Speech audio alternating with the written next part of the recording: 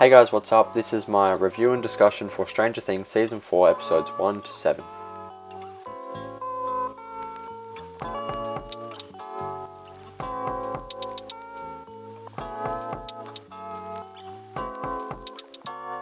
So, Stranger Things Season 4 Volume 1 recently just came out, and I binged it within the first 2 days. Over the weekend, I binged it, I loved it, I finished it. Now, this is only the first volume. They still have another 2 episodes to come out. This is the first 7 episodes of Volume 1. The next 2 episodes come out July 1st, I believe.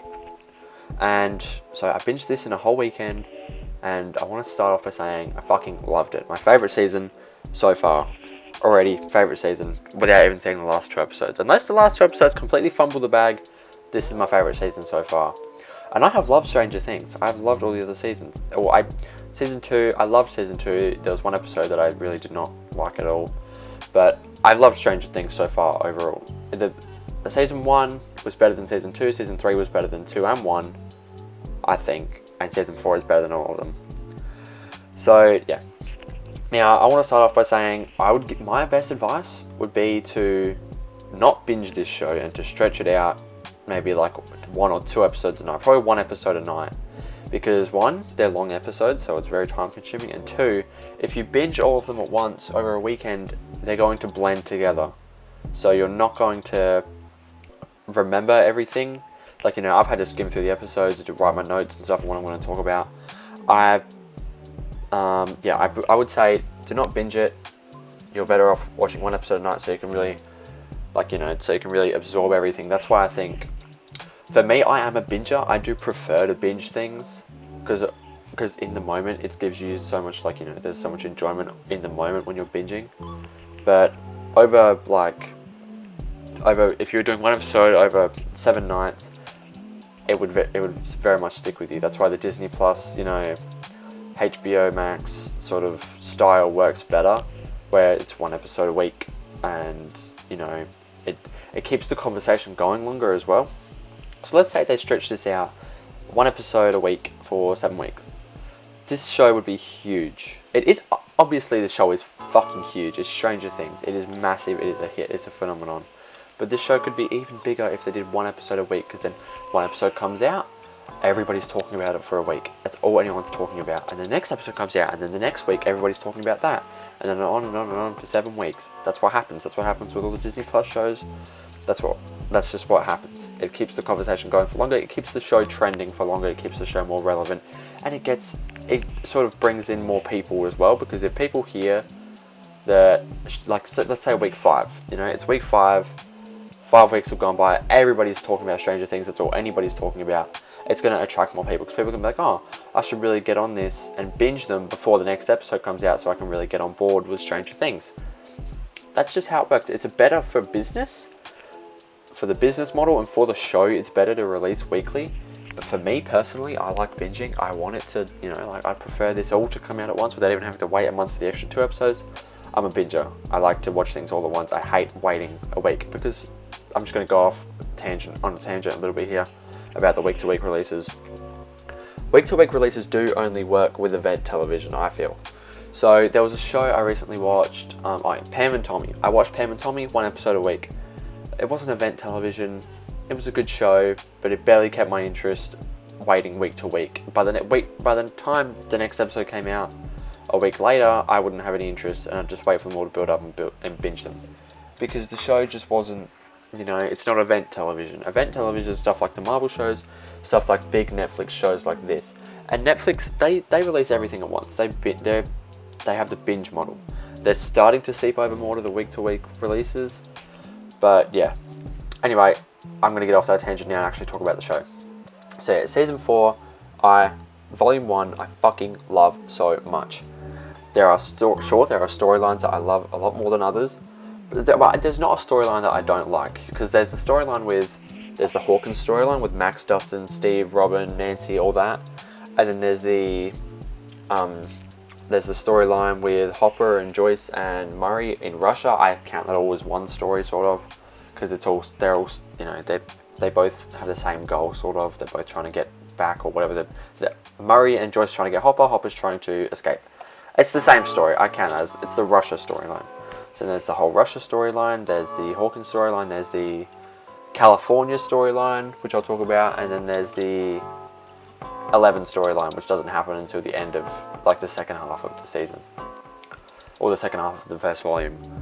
So yeah, I'm going to just quickly rank the storylines as my most favourite to least favourite. Most favourite is Hawkins storyline. The Hawkins storyline is fucking brilliant. I loved every single second of it. It's a brilliant mystery. You really don't know where it's going. There's a twist at the end of the volume, at the end of the first volume, which I did not see coming. I will talk about that after. So yeah, the Hawkins storyline is brilliant. Episode 4, Dear Billy, is fucking amazing.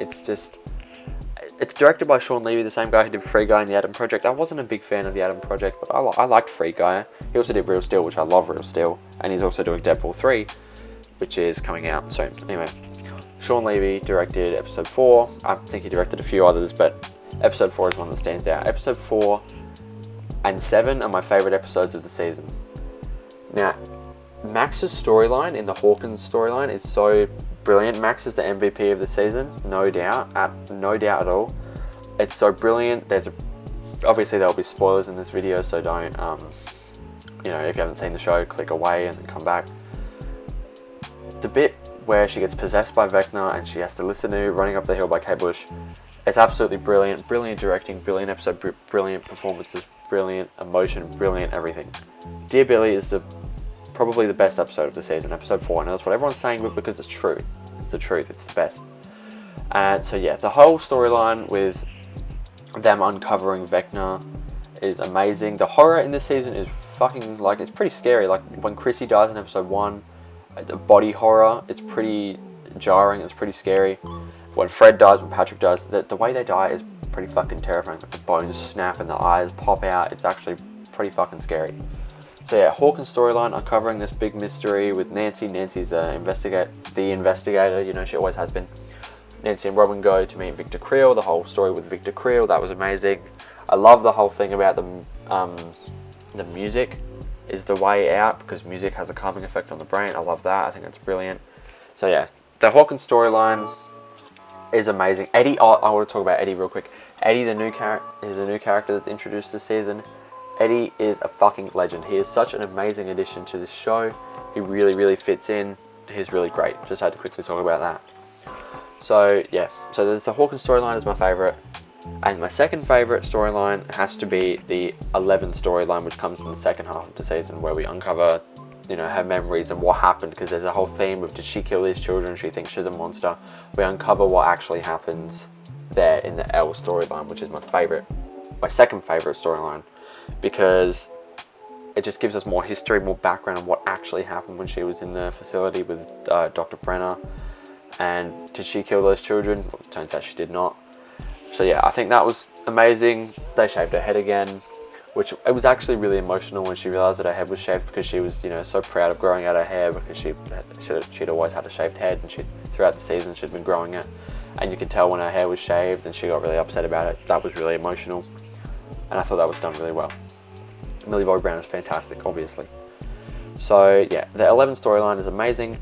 I'm just going to quickly talk about the twist now, so I can get out of the way. The fucking twist at the end of episode 7 is fucking amazing. Now listen, I knew that he was episode 1 the second he was talking about...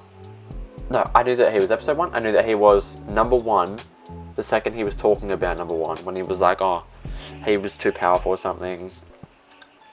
He's a myth, whatever. They were talking about something. But the second he started talking about that, I was like, yeah, okay, he's obviously 1. And then I heard that there was a twist, and I was twist in episode 7, and I was like, okay. And I waited, and then when it was revealed that he was number 1, I was like, oh, is that the twist? That's kind of, okay, I already knew that. It was pretty obvious. But then, I don't know why I didn't see this coming. I did not see coming that he was Vecna, and I also did not see coming that he was Victor Creel's son. That twist was brilliant, because it makes sense. It's all been laid out previously. It's, it seems so obvious, but at the same time, it's so, you did not think of it at all. I don't think anybody guessed it. I kind of knew there was something going on with his son when he said, oh, he's a sensitive boy, and like in the flashback that Victor Creel was, when he was talking to Nancy, he said, oh, my son was a sensitive boy, and we didn't really see much of him in the flashbacks. I was thinking, okay, maybe there's something going on with him, but I don't really think there's that much attention put to it. but it turns out that the son is Vecna. So yeah, that was incredible. That was an amazing twist. I loved it. And my third favourite storyline I want to say is the Russia storyline. I think Winona Ryder as Joyce and Murray, they are both fantastic. I think they're really awesome. They're just so fun to watch together, and their whole stuff with Yuri and on the plane, and yeah, their adventures together are really fun. Just like I like their dynamic in season 3 as well. So yeah, I think those two are really fun, and they really make the storyline. But the MVP of the Russia storyline is obviously Hopper, and Hopper trying to escape when he's in the prison. That's amazing, and it all builds up to this big battle with the Demogorgon, which is fucking awesome. It is so, for a TV show, this TV show is so cinematic. Like, it doesn't feel like a show. It feels like a big movie, and these episodes are long. I hear the last episode in Volume 2 is 2.5 hours. That is a long time for a show. It's a movie. That is literally a movie. So, yeah. This is a cinematic season. So the Russia storyline was brilliant. I loved it. I just want to see Hopper reunite with Elle. It's going to be so emotional. And I would say my least favourite storyline is probably the California one in the second half of it. Because when Eleven's with them, I'm pretty interested in what's going on. You know, Will and Mike. The Will obviously feels left out. The roller skate, she hits Angela, which I was so fucking happy about. Angela was she was a horrible person. She deserved that. So yeah, when Elle was with them, I was interested in I want to say Carolina, but it's California. I was interested in the California story until Elle left them in episode 3. And at the end of episode 3, I want to say there's a brilliant speech by Dr. Owens, who I think is so fantastic. That speech gave me goosebumps, and it was so cinematic. It was so amazing. The music in the background at the end of episode 3 when he was talking to her about becoming a hero again. It was goosebumps. Anyway, so yeah. There is one bit in the California story that I really loved, and it was that shootout. That was a fucking brilliantly directed shootout. I don't remember exactly what episode it's in. I want to say it's in episode 3 or 4. I don't know. It might be 4. But yeah, that shootout is brilliant. It's brilliantly directed. It's brilliantly acted. It was so tense. It was amazing. That's definitely the highlight of the California story. But it really goes downhill from there, because we barely see any of them. Mike and Will are sidelined so fucking hard this season, it's not funny. I think that's probably a big criticism, is that Mike, he was like the main character of the show. He was the male lead of the show in seasons 1 through 3. And he really has been severely sidelined, and so was Will, because Will was fantastic in season 2. That's where he really shined. He was brilliant. Noah Schnapp is a really good actor. But they are so heavily sidelined in season 4 that it's not funny. They need to be utilised more in volume 2. Otherwise, that's a big problem. But yeah. So the California story was just boring. They were just trying to find 11, basically. That's basically it. But we get 10 minutes of screen time with them each episode after 11 leaves to go, with the memory thing. That's all we get with them is 10 minutes of screen time per episode, and they're heavily sidelined. And we got to see Susie again from season 3. That was fun. But yeah, let's hope some more kicks off with that storyline. Now I want to talk about Steve Harrington, because Steve Harrington is one of my favourite characters from this show after season 2. Season 1, he was a bit of a dick, obviously. Anyway, I'm rooting for Steven and Nancy to get back together, because her and Jonathan, they're not really working out. Steve is a good guy. Steve is my favourite character from the show, obviously. He's not the MVP, but he is my favourite character of this show.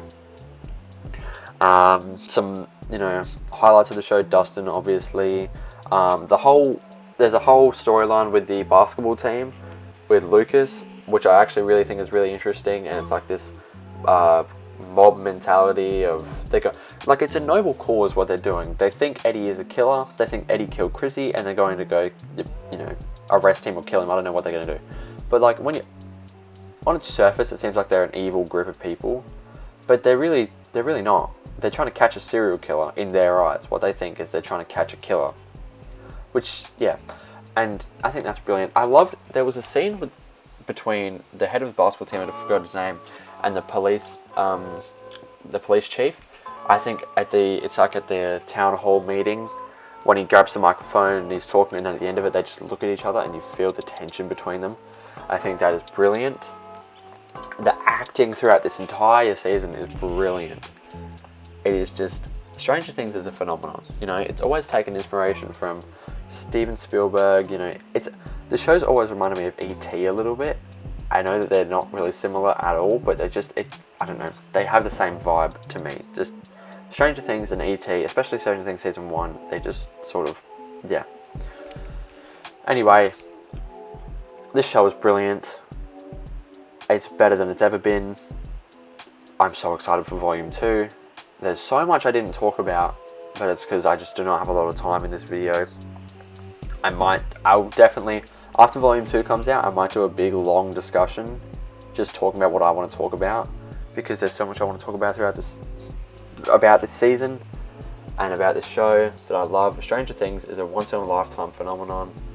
It is amazing. I'm just going to say this real quick. Erica did not get enough screen time. Erica is a treasure. She did not get enough screen time. Anyway, I'm going to end it here because I do not have time. If you liked the video, please like and subscribe. I will see you guys in the next one. Let me know your thoughts on the show in the comments down below, and I will see you guys in the next video. I hope you enjoyed. Bye.